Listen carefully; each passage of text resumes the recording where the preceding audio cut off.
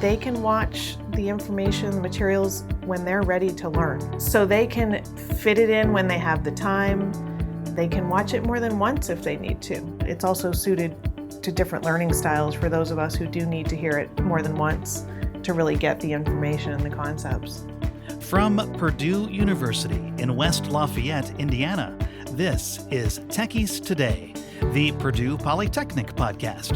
I'm John O.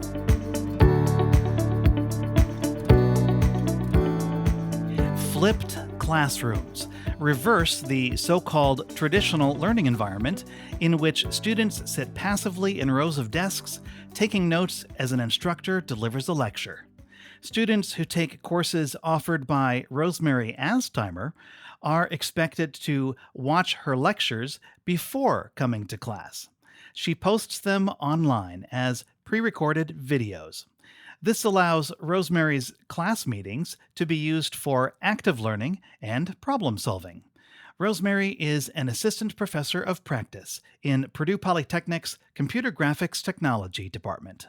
And she says that flipping the classroom better accommodates different learning styles since her videos are available on demand, so students can watch and rewatch them as needed until they fully comprehend the material. For an instructor, flipping a classroom requires an upfront investment in time to record and edit videos in advance, and Rosemary says that it is, in fact, a considerable amount of work. But time spent upfront translates to time savings later. Instructors can use their pre-recorded presentations many times, providing consistency when they're teaching multiple sections of a course in the same semester, and more time saved in future semesters as long as the material remains up to date. Rosemary's approach has been so successful that she's able to guide her students remotely from her home near Boston, Massachusetts, with visits to Purdue's West Lafayette campus only a couple of times each semester. Bridget O'Brien and I talked with Rosemary, who says that in the future, her flipped classroom approach might help Purdue Polytechnic offer more computer graphics technology courses to students at our locations around the state. I am Rosemary Astheimer. I've been an assistant professor of practice here at Purdue for 6 years now. Previously was in industry though, always working with CAD software. So I've worked at PTC, I worked at a startup company that did simulation inside of CAD software, so that includes CATIA and NX. So CAD is really the center of my career. CAD is computer-aided design. Computer-aided design, correct. Tell us about your background before you were in industry. Like, what did you study in college? I studied mechanical engineering at the University of Massachusetts, and that's where I first started using Pro Engineer, which is, it's now called Creo. I've renamed it, but I started using the software and I loved it, and so that's what kind of got me hooked, and I took a job with PTC, and the rest is history. So we've just given our listeners half a dozen different software titles with short technical sounding names that are unfamiliar to many. Okay, good point. Can you give us a wider angle view of what the whole category of software is? Computer-aided design, what is it? What did you do? What do you do? So it's 3D modeling is kind of the easy answer. It's designing a new product inside of a virtual system, and there's really, I say there's 3 big players. Some would argue there's 4, but PTC makes a software called Creo. Siemens, the big healthcare company as well, makes another one called NX, and Dassault Systems makes CATIA, and they also acquired a company, SolidWorks, which is, I'm going to get some feedback from people when I call it a lower end CAD system, but it's a little bit lighter weight, less expensive, but some people also consider that a major player in the market as well. So how did you get connected to Purdue if you are a Massachusetts woman? Good question. I get that a lot. I was a product manager at PTC, helping develop the Creo software around exchange of data between these systems, because everybody's got more than one of these. You can't just have one. And that was where I met Dr. Hartman at a conference where we were working with other players in industry to help make sure we were exchanging this data correctly. And that's Nathan Hartman from Nathan our CGT Hartman, department. yep, he's the department head of CGT, Computer Graphics Technology. And I just became friendly with him, and when I was looking for work a few years later, he said, I think I may have something.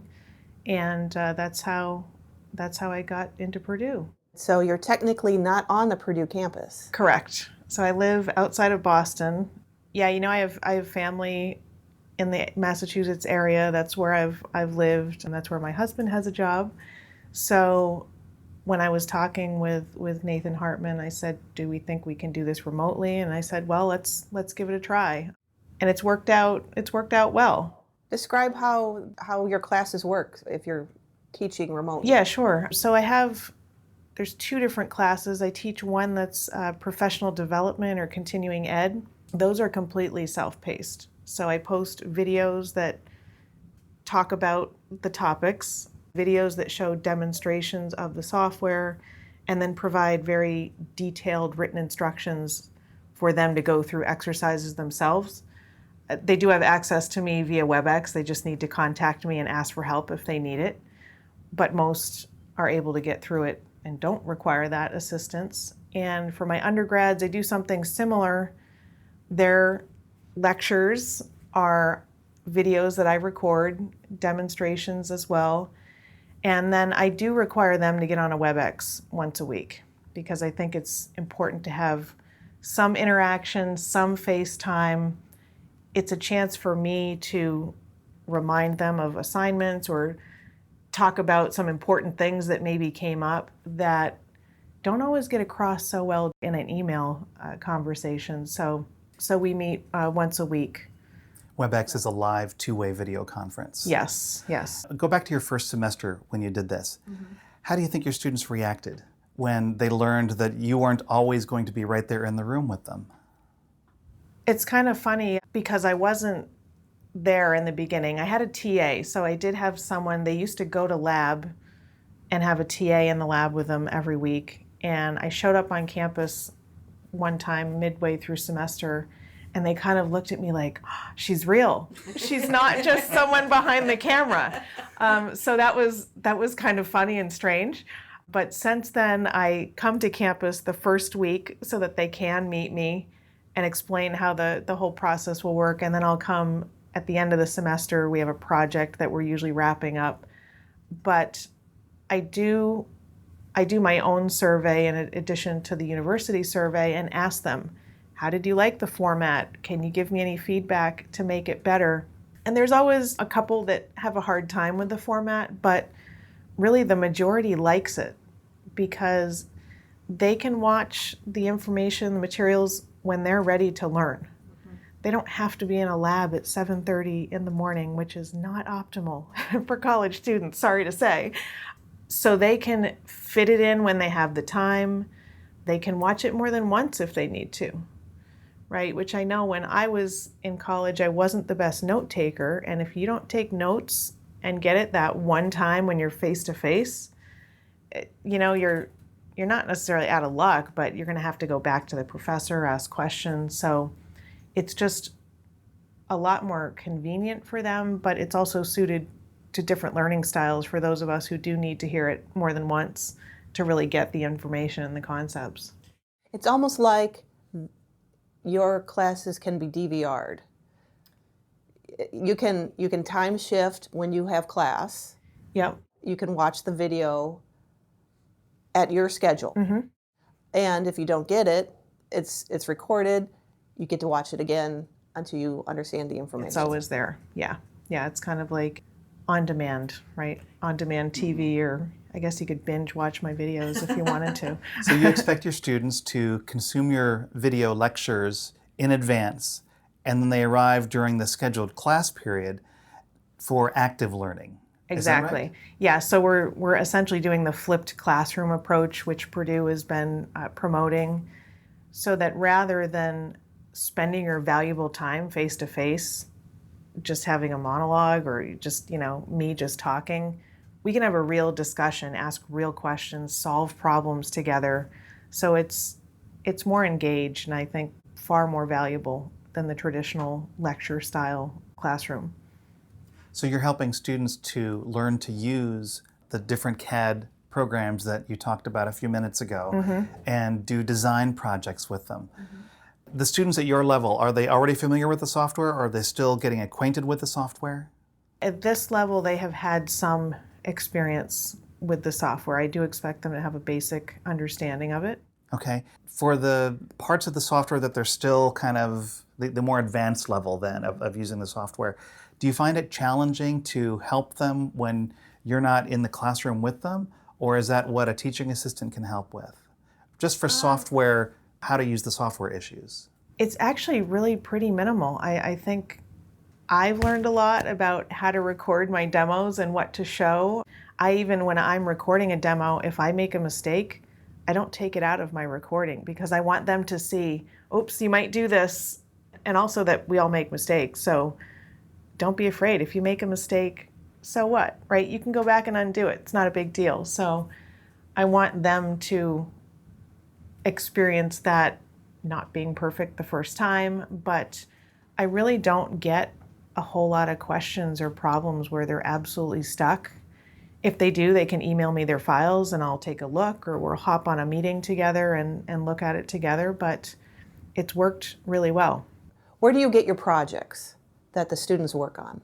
That is my own sort of undertaking, and I probably make a lot more work for myself, but I like to do a different project every semester. A lot of professors will just do the same project again and again, but I like to do something new. I like to do something that's realistic, real world type work. And if I can get an added benefit in there to help someone out, that's even better. And so when I say that, I'm thinking of my latest 3 projects. We did one where we helped design a prosthetic for a dog that was born with a limb deformity. So it was to help her hopefully walk a little bit more comfortably. Project K. Project K. K was the name of the dog who we helped design the prosthetic for. And then last semester we worked on the Purdue SAE vehicle and took a look of some of the components in their vehicle that were wearing down or maybe failing even. And I had the students look and say, what kind of improvements could we make? Why do you think this is failing? This semester we're working with the Animal Rescue League of Boston. I chose them because they're close to me and I can easily drive over if I need to communicate with them.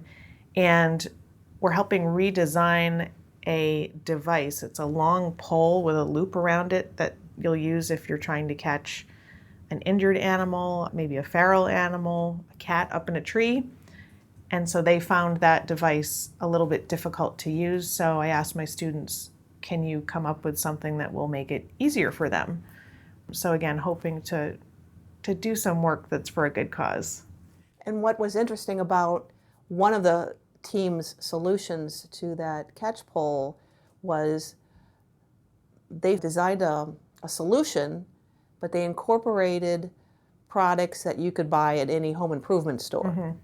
So the animal rescue group didn't have to have a 3D printer right on hand to fix or to remedy or to create the solution to this problem.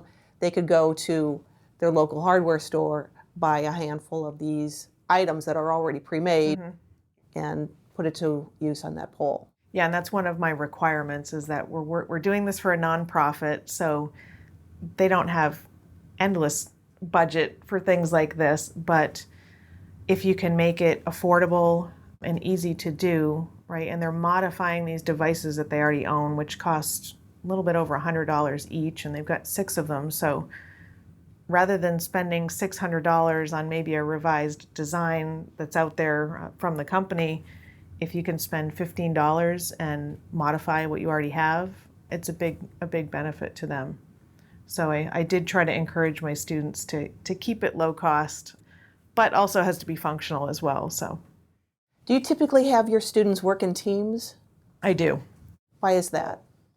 I find Everyone brings a little bit something different to the table. I try to pair students from different majors because, again, they'll have different knowledge that they're going to bring in. I try to pair students that maybe aren't in the same year of studying. So if I have a sophomore and a senior, I think the senior is going to help mentor the sophomore a little bit. So I try to mix it up as much as I can. And of course, I pair them up because I think otherwise they'll tend to go with their friends or who they know. And so by pairing them up, maybe they'll meet someone new that they'll be connected with for the rest of their career. So I try to give them the best experience that they can have, even if maybe they don't like it. Hopefully it's benefiting them in some way. What kind of high school student would excel in this class?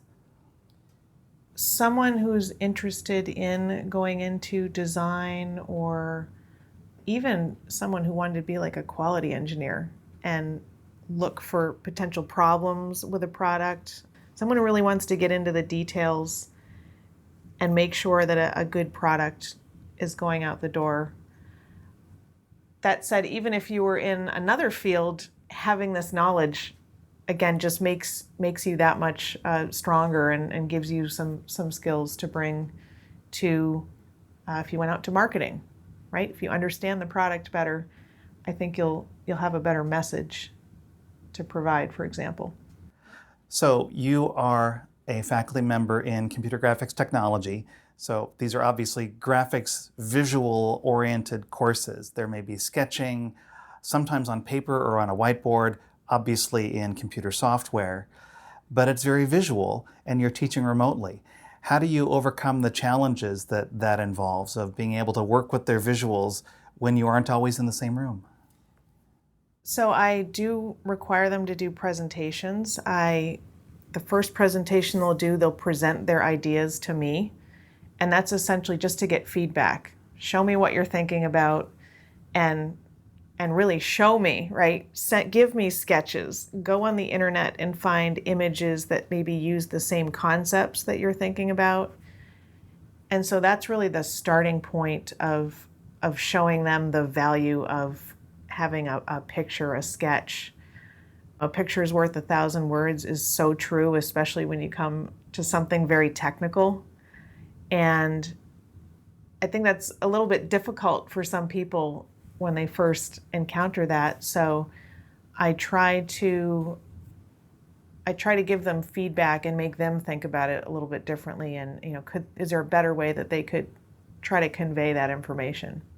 When you say sketch, do you mean a sketch by hand, or do you mean a computer-aided design sketch? I think sketching by hand I think it's a very good tool that should still be used. When you go into the software, you tend to get into the details of how you're going to capture that sketch. It's so much more easy to get your initial thoughts just down with a pencil and a piece of paper. And again, if it's not great the first time, sketch it again, right? I'm not the best artist myself, but if you can make a quick sketch in 30 seconds versus launching the software, going in, the software is very specific. It needs to be constrained, so everything has to be dimensioned. So I think that can restrict you from really getting your initial ideas down. Of course, once you get to the end product and you need those details, then the computer software is appropriate.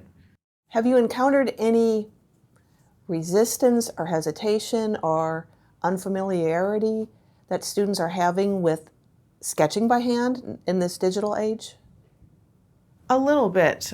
Some of our students are graphic artists, so they have beautiful sketches that I'm jealous of. They look great. But yeah, there are a few that, oh, my sketch isn't that good. I'm sorry. They're apologizing. But I encourage that. That's okay. You don't have to be perfect. As long as you can get your point across, that's what's important. What advice do you have for a student who might put more effort into their computer sketching, maybe not as much into their sketching by hand? I think practice is key. to that. Maybe they could go take a sketching class, right, as an elective to if they want to get better, but maybe just doodling on a piece of paper when you're, I don't want to say in class because they should be paying attention in class, but whatever, if they find themselves with a couple extra seconds, draw something out. Really, without doing it, you can't get better at it. So start doodling. yeah, why not, right? Yeah. Our guest is Rosemary Astheimer, and you've become an expert by necessity because you live in Boston, but you're teaching here, with the flipped classroom. And as you described earlier, the flipped classroom is where the students come to class having already consumed, already viewed your lecture material, and they come to work on the projects. For faculty members who are still getting used to changing up the traditional methods of teaching, where they show up in class and deliver the lecture and then send students off to do the work afterward. Even if they don't have to do it remotely, what advice would you give to faculty who are still trying to incorporate more of that active learning in their own classes? One of the benefits is that you can record your lecture once and reuse it. That's especially helpful if you have multiple lab sections. So I usually have 2 or 3 lab sections. And when I'm live, I always worry that I say something to one section that I don't say to the other section. And so that could be unfair or, holding back important information. So the benefit of recording is that you can deliver consistent content. The downside is it takes quite a bit of time to record. For every, I'd say, hour of recording, there's 3 to 4 hours of editing, unless you're really good at it and can wing it, but I'm not quite there yet. It takes a bit of work, and especially with assignments, spelling out every step, writing it down, putting images in the documents, that takes even longer.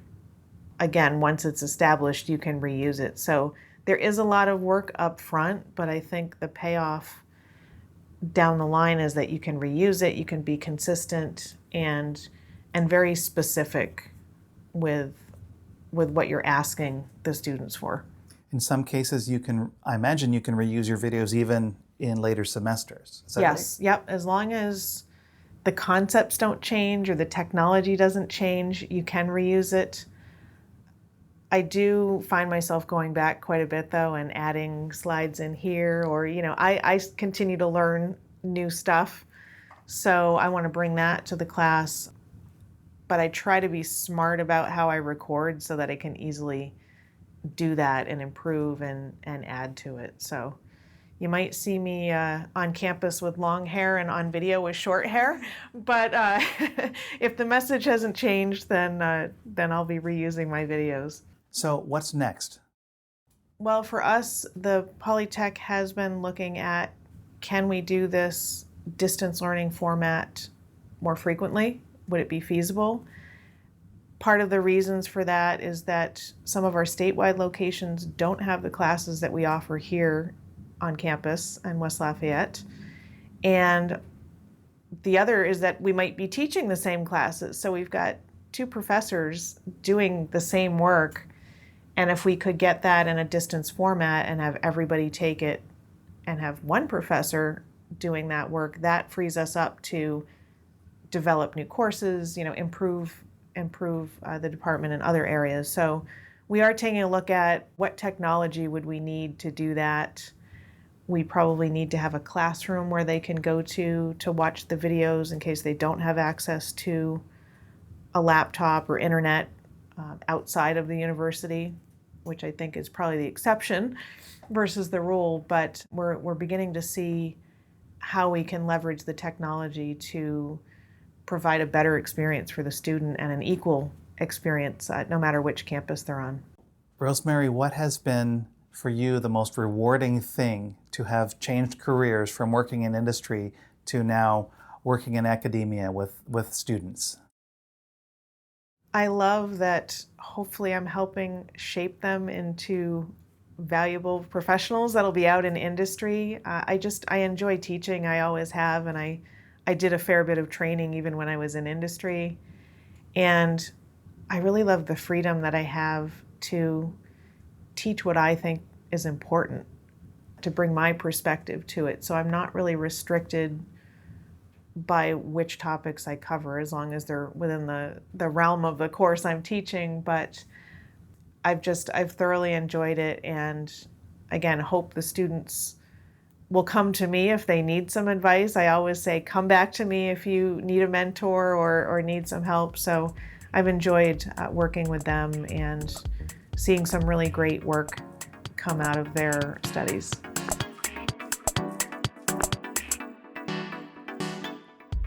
Although the time has not yet arrived to announce new course offerings, if their planning goes well, Rosemary Astheimer said that they might be ready in the next year or so to begin delivering additional computer graphics technology courses at Purdue Polytechnic locations around the state using the flipped classroom distance learning format.